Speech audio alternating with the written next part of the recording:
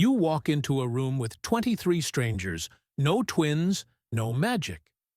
The odds that two people in the room share the same birthday will blow your mind.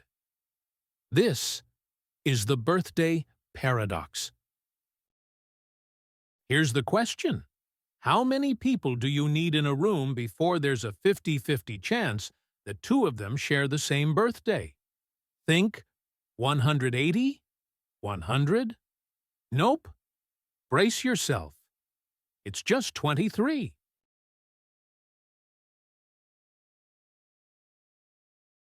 Okay, here's why. Instead of asking, what are the chances two people share a birthday? It's easier to ask the opposite. What are the chances no one shares a birthday? The first person. Free pass. Nobody to share with. The second person? 364 out of 365 days don't match the first. The third person?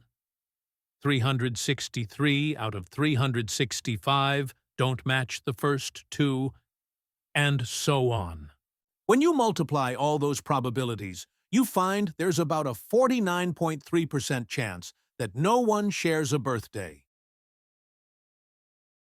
Which means, flip it around, there's a 50.7% chance that at least two people do share one. Crazy, right? So here's where it gets wild.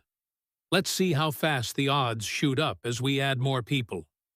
With 10 people, there's already about a 12% chance someone shares a birthday. At 20 people, that jumps to around 41%. With 23 people, it's a 50-50 shot. Literally, a coin flip. By 30 people, it's about 70%. And with 57 people, it's almost a guaranteed 99% chance. It feels unbelievable. Until you realize math doesn't care about your feelings. And before you go, here's a question. How many people do we need to be 100% sure that at least two share a birthday? Comment your guess. No cheating.